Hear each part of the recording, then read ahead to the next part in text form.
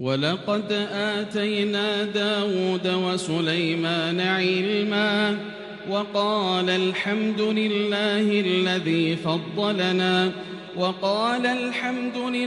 الذي فضلنا على كثير من عباده المؤمنين. وورث سليمان داود وقال يا أيها الناس علمنا منطق الطير وأوتينا من كل شيء إن هذا لهو الفضل المبين. وحشر لسليمان جنوده من الجن والإنس والطير فهم يوزعون حتى إذا أتوا على واد النمل قالت نملة يا أيها النمل ادخلوا مساكنكم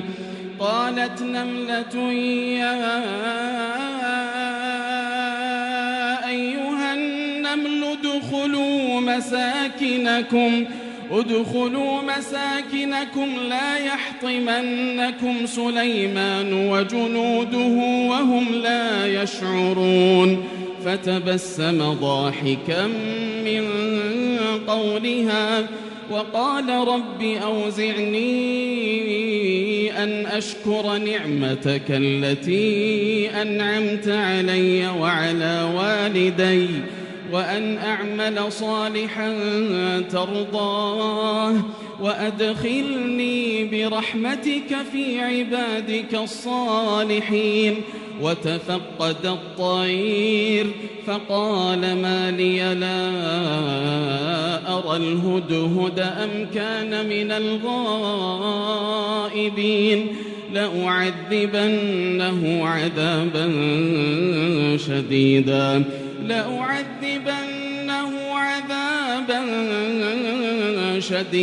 أو لأذبحنه أو ليأتيني بسلطان مبين. فمكث غير بعيد فقال أحطت بما لم تحط به وجئتك من سبأ بنبأ يقين.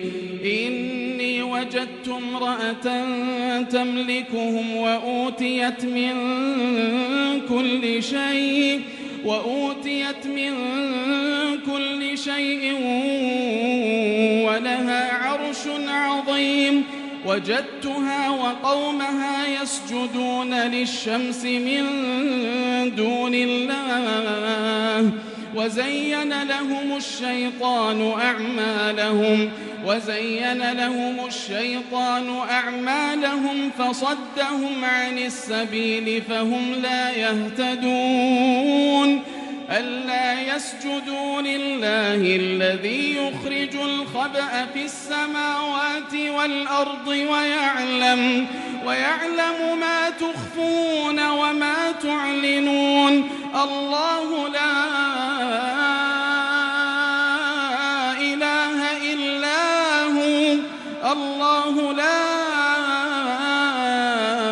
إله إلا هو رب العرش العظيم.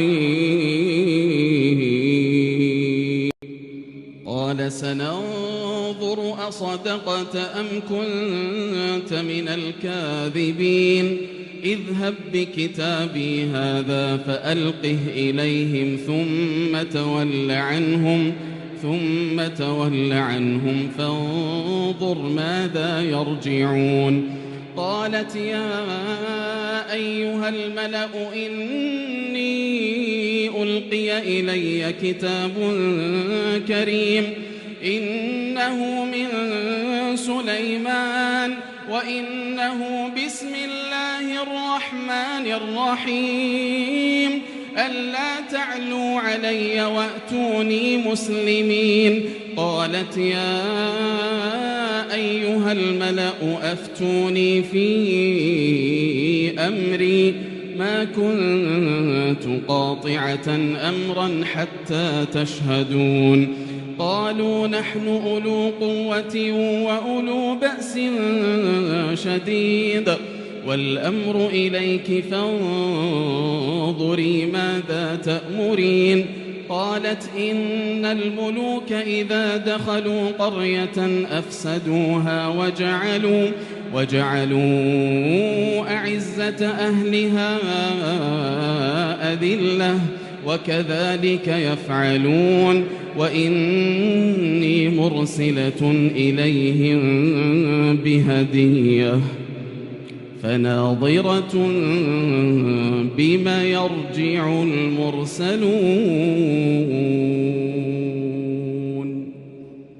فلما جاء سليمان قال أتمدونني بمال فما آتاني الله خير مما آتاكم بل أنتم بهديتكم تفرحون ارجع إليهم فلنأتينهم بجنود لا قبل لهم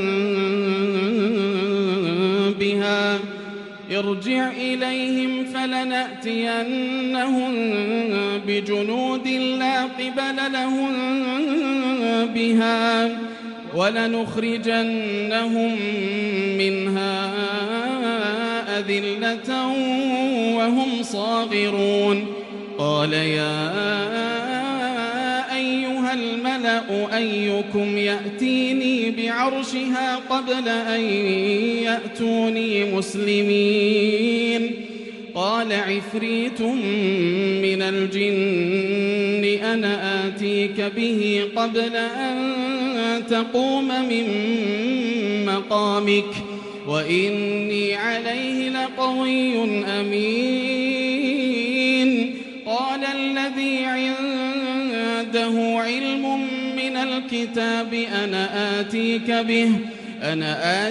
به قبل أن يرتد إليك طرفك فلما رآه مستقرا عنده قال هذا من فضل ربي فلما رآه مستقرا عنده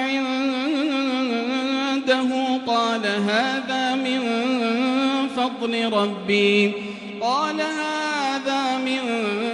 فضل ربي ليبلوني أأشكر أم أكفر ومن شكر فإنما يشكر لنفسه ومن كفر فإن ربي غني كريم قال نكروا لها عرشها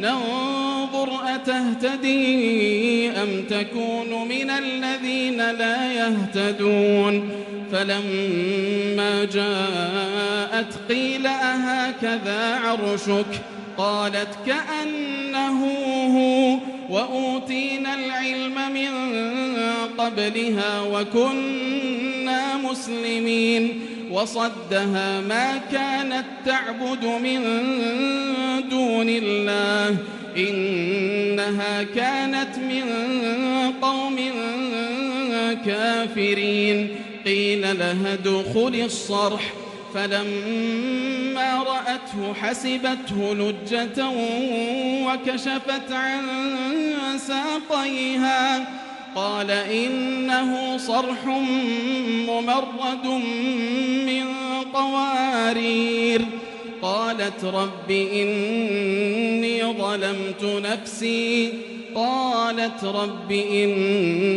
ظلمت نفسي وأسلمت مع سليمان لله رب العالمين.